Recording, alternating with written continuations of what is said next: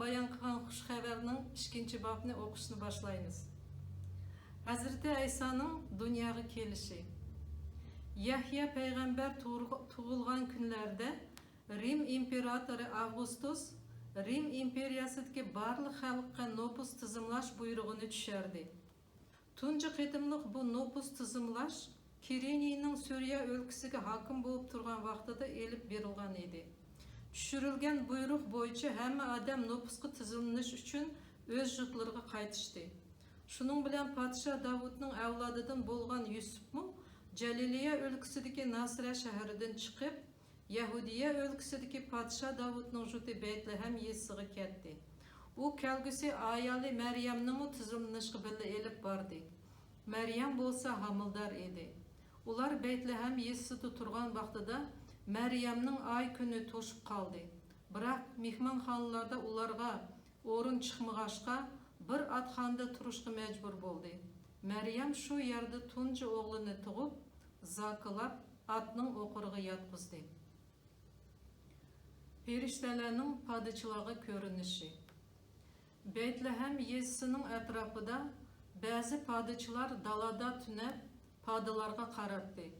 Shu kuni ularga Xudoning bir perishtasi ko'rinib, Xudoning parlaq nuri ularning atrofini yo'rtib.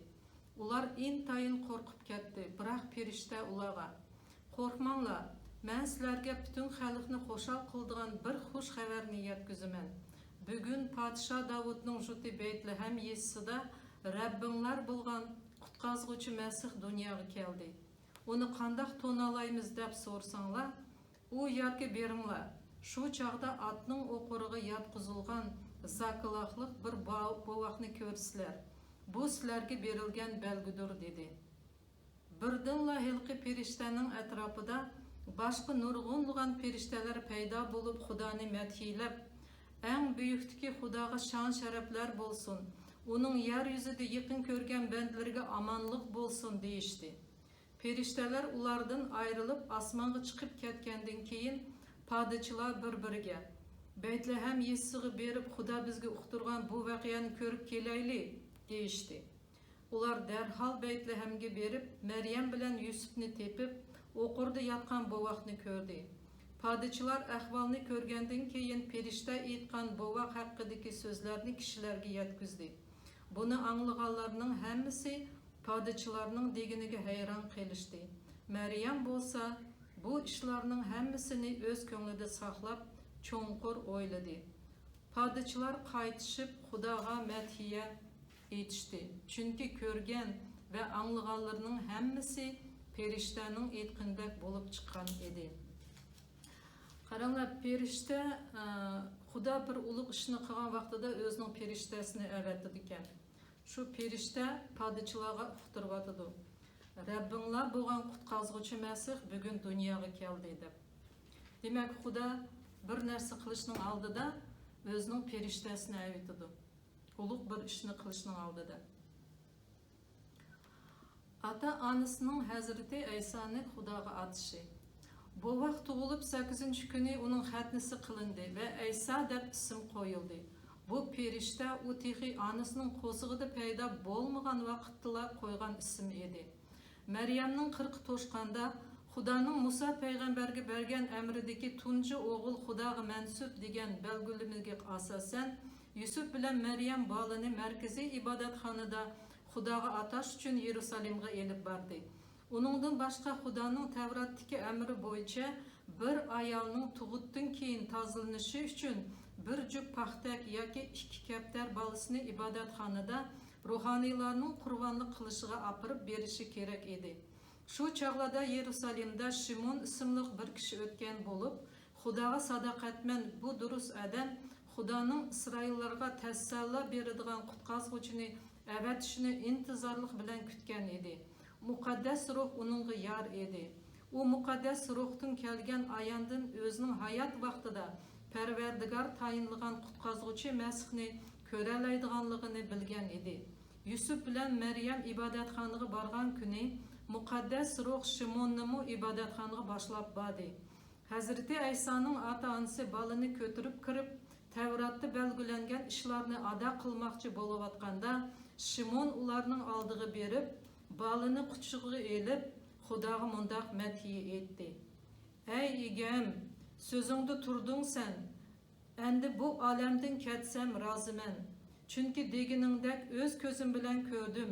Bütün insanlarga hazırlagan qutqazg'uchingni, u sening kimligingni bütün Yahudi emaslarga bildiradigan nurdur. Xalqing İsraillarning shon sharifidir.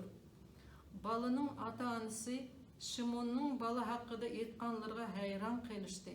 Shimon ularga baxtlab Maryamga mundaq dedi: Mana bu bala Xudo tarafidan İsraildagi nurg'un kishilarning halak bo'lishi va nurg'un kishilarning qutqizilishi uchun tayinlandi. Gerçi u Xudoning beshorati bo'lsa-mu, nurg'un kishilar uni haqoratlab rad qiladi. Shuning bilan ularning ko'nglidagi maxfiy g'arazlar oshkorlandi.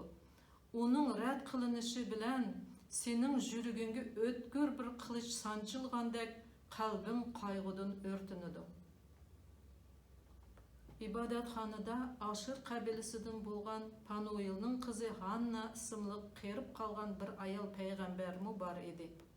U turmushga chiqib, eri bilan 7 yil birga yashab, keyin tul qolgan edi. U 84 yoshga kirgan bo'lib, ibodatxona o'yinlaridan chiqmay, ro'za tutib, kech-kunduz duo qilib, Xudoga ibodat qiladi. Shimon gapini tugutishi bilanla Hanna yetib kelib, Xudoga shukr etdi. Hem İsraillarning qutqizilishini kutayotgan barliq xaloyiqqa bala to'g'risida so'z qildi. Yusuf bilan Maryam Tavratda belgilangan ishlarning hammasini ado qilgandan keyin Jaliliya o'lkasidagi o'z yurti Nasira shahriga qaytdi. Hazreti Aysa cho'ng bo'lgan siri sog'lom va aql parasatlik bo'lib yetishdi. Xudoning mehr shafqatimi uningga yor bo'lib keldi. Yosh Aysa ibodatxonada. Hazreti Aysa'nın ata-onasi her yili o'tib ketish haytida Yerusalimga boradi. Hazreti Aysa 12 yoshga kirgan yili ular uni elib, odati bo'yicha Yerusalimga yana bordi. Hayit tugagandan keyin ata-onasi uyga qarab yo'l oldi. Hazreti Aysa bo'lsa Yerusalimda qoldi. Bu ishdan ata-onasining xabari yo'q edi. Chunki ular Hazreti Aysa'ni hamrohlari bilan birga kelyotdi deb o'ylagan edi. Bir kun yol yurgandan keyin ular tuqqan birodarlari orasidan uni izlashga boshladi. Izlab topolmagandan keyin keyiniga yenib Yerusalimga berib izladi. 3-chi kuni Hazreti Aysa'ni markaziy ibodatxona hovlisida Tavrat ustozlarining orasida o'ltirib, ularning ta'limlarini anglab, ularning savol so'rayotganining o'zida topdi. Ulardan savol so'rayotganining o'zida topdi. Onun sözlerini anlaganlarning hammasi uning aqliga va bergan javoblarga hayron qolishdi. Ata-onasimi buni ko'rib nihoyatda hayron qolishdi. Biroq onasi uningga: "Voy balam, nimishki bizga uqtirmay qelib qolding? Dadang ikkimiz sendan dak ansirab, izdimagan yerimiz qolmadi" dedi. "Izdashning nima hojati? Hajavaslar mening cho'qim atamning uyida bo'ladiganligimni bilmamsizlar?" deb javob berdi Hazreti Aysa. Lekin ular bu so'zning ma'nosini tushunmadi. Hazreti Aysa ular bilan Nasira shahriga qaytdi. U har qanday ishda ata-onasining gapiga kiradi. Onasi yuz bergan bu ishlarning hammasini ko'nglida chin saqladi. Shunda qilib Hazreti Aysaning bo'y turqi va aql parasati yetilib, Xudoning va kishilarning zavqini keltiradigan bo'ldi.